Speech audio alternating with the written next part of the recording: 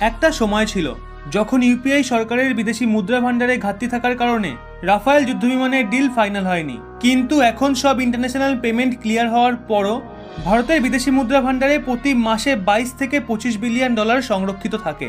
এর থেকে বোঝা যায় বিশ্ববাজারে ভারতের অস্তিত্ব ধীরে ধীরে মজবুত হচ্ছে। অন্যদিকে পাকিস্তান সরকারের বিদেশি মুদ্রা ভান্ডারে বিদেশি মুদ্রার অভাব থাকার কারণে চীনের সামনে বাটি হাতে ভিক্ষা চাইতে বাধ্য হয়েছে। এমনকি পাকিস্তানি সেনাও চীনের দয়ায় বেঁচে আছে। কিন্তু সেখানে ভারত গোটা বছর ধরে দুনিয়ার যে কোনো হাতিয়ারের ডিল করার ক্ষমতা রাখে। ভারত তো আগেই পাকিস্তানের কোমর ভেঙে দিয়েছে, আর এখন চীনের সাথে সাপ্লাই চেন ভেঙে ফেলতে মনস্থির করেছে। ভারতের এই প্রচেষ্টায় ঘাবড়ে গিয়ে চীন ভারতকে লোভ দেখানোর চেষ্টা করছে।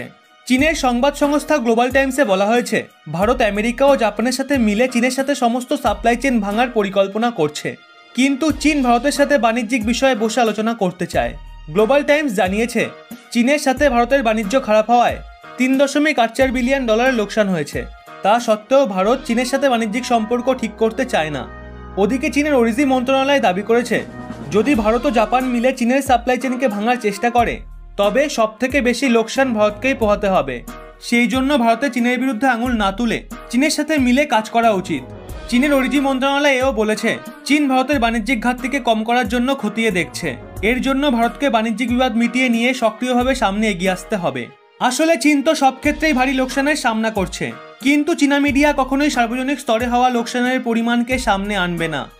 এবার চীনেরও গ্লোবাল সাপ্লাই চেন ভেঙে যাওয়ার ভয় রয়েছে, কিন্তু তা সত্ত্বেও চীন দুনিয়ার সামনে নিজের ভয়কে লুকাতে চায় আর ভারতের সাথে বাণিজ্যিক সম্পর্ককে আগের মতো স্বাভাবিক করতে চায়। কিন্তু ভারত চীনের সাথে বাণিজ্যিক সম্পর্ককে স্বাভাবিক করার মুডে একদমই নেই। কিন্তু আমেরিকা কি ভারতের প্রচেষ্টাকে দিল ঝটকা? অনেকে মনে করেন আমেরিকায় নির্বাচন সম্পন্ন হওয়ার পর চীনের প্রতি আমেরিকা নরম হয়ে যাবে। এর মধ্যে চীন ও ভারতের বিবাদও আমেরিকায় নির্বাচনের বিষয় হয়ে উঠেছে। কিন্তু আমেরিকা মিডিয়া থেকে কিছু খবর বেরিয়ে এসেছে যা ভারত ও জাপানের প্রচেষ্টাকে ঝটকা দিতে পারে। অনেকবারই শোনা গেছে আমেরিকা চীনের সাথে সমস্ত বাণিজ্যিক সম্পর্ক শেষ করতে পারে, কিন্তু বাণিজ্যিক সম্পর্ক শেষ করা তো দূরের কথা, উল্টে আমেরিকা নিজেই চীনের সাথে বাণিজ্যিক সম্পর্ক ঠিক করতে রাজি হয়ে গেছে। আর আমেরিকা চীনের সাথে বাণিজ্যিক বিবাদকে মেটানোর জন্য প্রথম পর্যায়ের বৈঠক করতেও সম্মতি জানিয়েছে। একদিকে যেখানে ভারত, অস্ট্রেলিয়া ও জাপানের মতো দেশ চীনকে ঘিরতে মজবুত হচ্ছে, সেখানে আমেরিকা চীনের সাথে বাণিজ্যিক সম্পর্ক ঠিক করার সংকেত চীনের মনোবলকে বাড়িয়ে দেয়। এটা তো সবাই জানে যে চীনকে উচিত শিক্ষা দিতে হলে চীনের উদ্যোগ জগৎকে ঝটকা দেওয়া জরুরি, কারণ চীনের ব্যবসায় চীনের সবথেকে বড় শক্তি। কিন্তু চীনের বিরুদ্ধে আমেরিকা কখনো কঠিন বয়ান দিয়ে চীনের বিরুদ্ধে লড়াইকে আরও মজবুত করে, আবার কখনো ওই আমেরিকায় চীনের পক্ষে নরম বয়ান দিয়ে চীনের বিরুদ্ধে লড়াইকে কমজোরও করে দেয়। এখানে প্রশ্ন এখন এটাই উঠছে, তাহলে কি আমেরিকা চীনের সাথে বিবাদ এর জন্য বাড়ালো যাতে এশিয়ার মধ্যে জমিয়ে হাতিয়ারের ব্যবসা করা যায়? বিগত কিছু মাসে আমেরিকার কোম্পানিগুলোর বেশ ভালো হাতিয়ারের অর্ডার মিলেছে, আর তাই এখন আমেরিকা চীনের সাথে সম্পর্ক পুনরায় স্বাভাবিক করতে চায়। আর আমেরিকা যদি সত্যি এরকমটা করে থাকে, তাহলে নিঃসন্দেহে সহযোগী দেশগুলোর সাথে এটা আমেরিকার বড় ধোঁকাবাজি হবে।